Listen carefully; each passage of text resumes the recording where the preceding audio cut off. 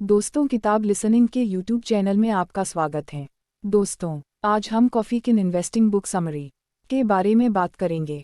Coffee can के बारे में सुनकर लगता है कि कॉफ़ी कैन का इन्वेस्टिंग से क्या लेना देना है।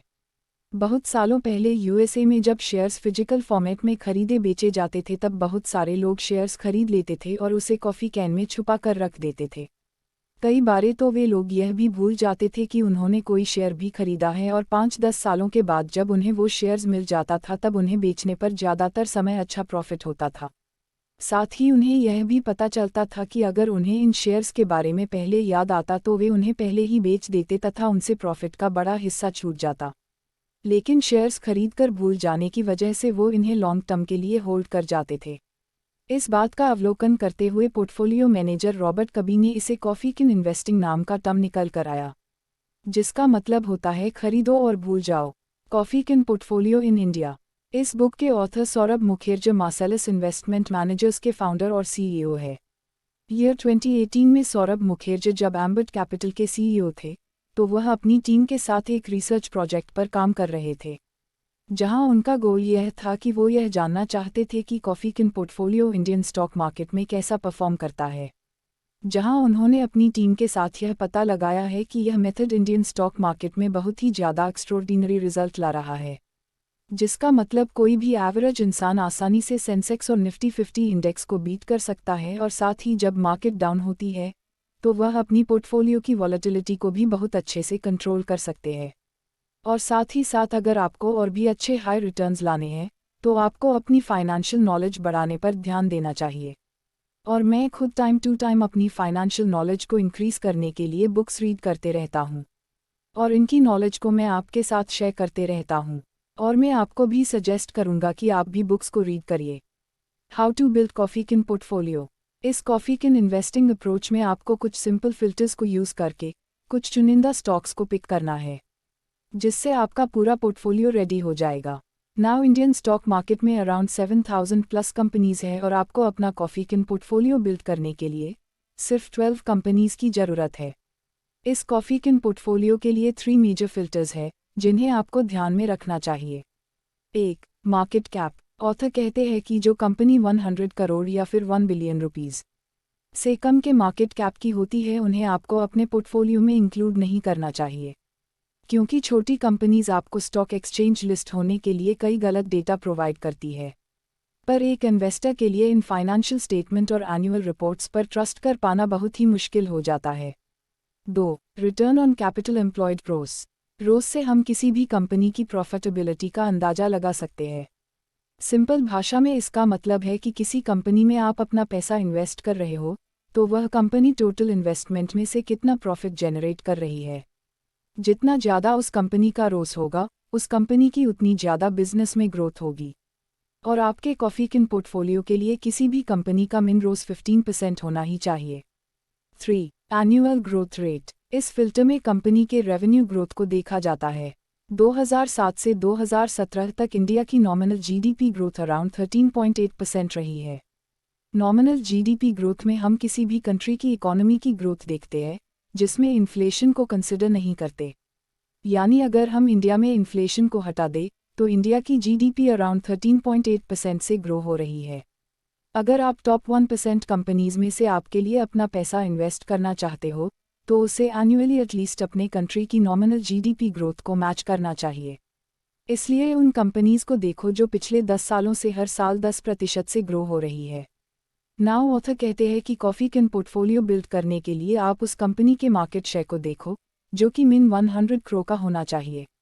नेक्स्ट, उसका फाइनेंशियल डेटा देखते टाइम बस उस कंपनी के रोज पर नज़र डालो, जो कि लास्ट 10 सालों में कम से कम 15% होना चाहिए। और लास्ट में यह देखो कि 10 सालों में वह कंपनी कितने ग्रोथ रेट से ग्रो हो रही है, जो कि मिनिमम 10% होना चाहिए। 4. Performance of coffee can portfolio since 1991। इन्हीं फिल्टर्स का यूज़ करके ऑथर और उनकी टीम ने 1991 में एक पोर्टफोलियो को बिल्ड करा, जिसके बाद उनकी करंट वैल्यू से उसको कंपेयर करा, जिससे उन्हें बहुत ही शॉकिंग रिजल्ट मिले। जहां इन गिनी चुनी कंपनीज ने सेंसेक्स हर पीरियड में बीट कर दिया था। इवन 2008 के ग्लोबल फाइनेंशियल क्राइसिस में भी कॉफ़ी कैन पोर्टफोलियो ने मार्केट को बीट करके अच्छे रिटर्न्स दिए थे। अब तो आप जान ही गए होंगे कि कॉफ़ी कैन पोर्टफोलियो क्या है। तो आपके दिमाग में यह सवाल जरूर आ रहा होगा कि यह इतना सक्सेसफुल कैसे है। कन्वेंशनल नॉलेज कहती है कि आपको ज़्यादा रिटर्न्स कमाने के लिए ज़्यादा रिस्क लेना पड़ेगा। बिटकॉफी किन पोर्टफोलियो इन सभी लॉजिकल रीजंस के बिना भी आपको 10% या 15% ज़्यादा रिटर्न जनरेट करके देता है। अब मैं आपको कुछ रीजंस बताऊंगा जिससे यह कॉफी किन मेथड इतना सक्सेसफुल है। 1. कंसिस्टेंसी। हम सब ने यह बात सुनी होगी कि कंसिस्टेंसी इज़ द की, और कॉफी किन पोर्टफोलियो में जितनी भी कंपनीज हैं उनका एक कंसिस्टेंट ट्रैक रिकॉर्ड रहा है। उन्होंने लास्ट 10 सालों में 10% की एनुअल ग्रोथ शो करी है और उनका रोस अराउंड 15% के आसपास ही रहा है। देखने में यह काफ़ी इजी टारगेट लगता है जिसे कोई भी बिजनेस अपने बेटर मैनेजमेंट, एक अच्छे प्रोडक्ट और मार्केटिंग के साथ अचीव कर सकता है। But in the long term यह टारगेट अचीव करना बहुत ही ज़्यादा मुश्किल हो जाता है। इनफैक्ट स्टॉक मार्केट में 7000 कंपनीज में से 99.8% कंपनीज इन टारगेट को अचीव नहीं कर पाती है। यानी आप जिन कंपनीज में इन्वेस्ट कर रहे हो वह टॉप 1% है जिन्होंने कई डेकेड्स से अपने प्रोडक्ट्स और अपनी सर्विसेज से अपने कस्टमर्स को सैटिस्फाइड रखा है। 2. डोमिनेट। सीसीपी कंपनीज अपने इंडस्ट्री को डोमिनेट करती है। अगर कोई कंपनी ईयरली अपने प्रॉफिट को इंक्रीज करते जा रही है, अपना रेवेन्यू बढ़ाते जा रही है और अपने शेयर होल्डर्स को प्रॉफिट भी दे रही है, तो उस कंपनी की तरफ नेचुरली लोग अट्रैक्ट होने लगते हैं। उनका कस्टमर बेस बढ़ता जाता है जिससे वह मार्केट लीडर बन जाती है। For example ITC limited company. इसके कई प्रोडक्ट्स आप यूज़ करते होंगे या जानते होंगे। जब बात होती है लीगल सिगरेट सेल और टबैको प्रोडक्ट्स को सेल करने की, ITC उसमें 80% मार्केट शेयर के साथ इंडस्ट्री को डोमिनेट करती है। और ऐसी कंपनी जब आप अपने CCP पोर्टफोलियो में ऐड करते हो, जिस सिंगल कंपनी पर पूरी इंडस्ट्री डिपेंड करती है, जिसका रातों रात बंद होना नियरली इम्पॉसिबल है, और साथ ही जो कंपनी अपने इंडस्ट्री को डोमिनेट कर रही है वह किसी और कंपनी को मार्केट में जगह बनाने नहीं देती। इसलिए बड़ी कंपनी और भी बड़ी होती जाती है और ना जाने कितनी छोटी कंपनी आती है और चली जाती है। इसलिए जब आप मार्केट लीडर में इन्वेस्ट करते हो तो आप सुकून की नींद सो सकते हो, जहां ऑटोमेटिकली आपका पैसा ग्रो होने लगता है। 3. Winners always cancel out the losers. Just imagine कीजिए आपके पास चॉइस है कि आप अपने 3000 रुपये किन्हीं 3 कंपनीज में इन्वेस्ट कर सकते हो, और आप 1000 रुपये करके 3 अलग अलग कंपनीज में इन्वेस्ट कर देते हो, और अब आपकी की फर्स्ट कंपनी ये बहुत ही ज़्यादा सक्सेसफुल हो जाती है जिसका आपको 20% से भी ज़्यादा का कॉम्पाउंड और रिटर्न यानी कि compound annual growth rate CAGR मिलता है। आपकी सेकंड कंपनी भी बहुत अच्छा परफॉर्म नहीं करती है जिससे आपको एवरेज 13% रिटर्न मिलता है, पर आपकी third company C completely flop हो जाती है जिसमें आपको 20% का लॉस देखने को मिलता है। आपके 1000 रुपये कम्प्लीटली डूब जाते हैं। तो आपको क्या लगता है कि आपका पोर्टफोलियो कैसा लग रहा होगा? क्या आपने सेंसेक्स और निफ्टी 50 के इंडेक्स को बीट किया होगा? यह सुनने में इम्पॉसिबल लगेगा, बट आपने इंडेक्स को बीट करने के बाद भी 4% 5% ज़्यादा का रिटर्न अर्न किया है। पर यह कैसे हुआ? जहां आपकी एक कंपनी बिल्कुल भी डूब गई है, वही आपकी दूसरी कंपनी ने अवीजी 13% का रिटर्न और एक कंपनी ने एक्स्ट्रॉर्डिनरी 20% का रिटर्न दिया। तो इन दोनों कंपनीज के रिटर्न को मिलाकर आराम से मार्केट को बीट कर दिया और आपको बहुत अच्छे रिटर्न भी कमा कर दिया। जैसे जैसे टाइम बीतता है, विनर कंपनीज और भी ज़्यादा ग्रो करती जाती है, जो इतना ज़्यादा ग्रो हो जाती है कि अपने पोर्टफोलियो में से कुछ ही कंपनीज से आपको एक्स्ट्रॉर्डिनरी रिटर्न मिलता है। बाकी कंपनीज अगर डेड भी हो जाती है तो भी आपको कोई नुकसान नहीं होता है क्योंकि विनर्स हमेशा लूजर्स को कैंसल आउट कर देते हैं। 4. ए स्मॉल नोट ऑन एक्सपेंसेस।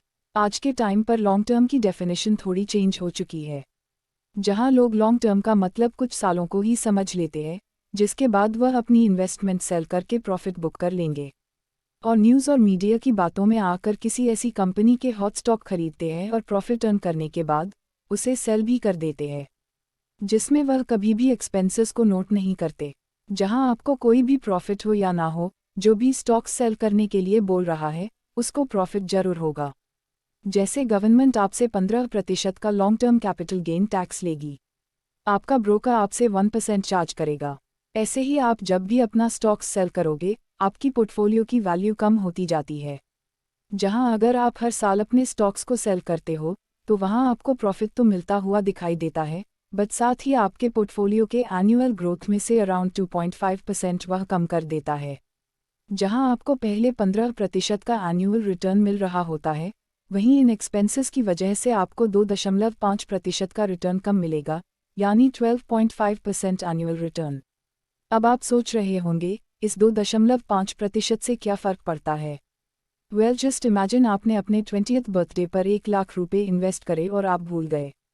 उनमें से कोई भी स्टॉक सेल नहीं करा, तो 15% के एनुअल रिटर्न के अकॉर्डिंग आपके पास अपने 60th बर्थडे पर, जब आप अपने इस कॉफ़ी किन पोर्टफोलियो को देखोगे, तो वह अमाउंट 2.67 करोड़ का बन चुका होगा, जिससे आप आराम से रिटायर भी हो सकते हो। वहीं अगर आप बीच बीच में अपने स्टॉक्स को सेल करते रहे, तो यह 2.5% का एक्सपेंसेस आपको 12.5% का एनुअल रिटर्न देगा, जो आपके 60th बर्थडे पर आपको 1.11 करोड़ ही मिलेंगे। जस्ट इमेजिन आपने अपने पैसे आधे से भी कम कर दिए और इस बार खरीदने और बेचने के चक्कर में आपने शॉर्ट टर्म में कुछ प्रॉफिट तो अर्न कर लिया, पर आपने अपने फ्यूचर में 1.56 करोड़ रुपए का लॉस करा लिया। इसलिए कॉफ़ी किन इन्वेस्टिंग का लास्ट रूल है कि अपनी सारी इन्वेस्टमेंट करने के बाद आपको इसे भूल जाना है और बहुत साल बीत जाने के बाद आपको अपनी इस इन्वेस्टमेंट के बारे में याद करना है, जो आपको ऐसी फीलिंग देगा जैसे मान लो आपकी लॉटरी लग गई हो। तो दोस्तों, यह थे कुछ इंपॉर्टेंट लेसन्स इस amazing book coffee can investing से। धन्यवाद।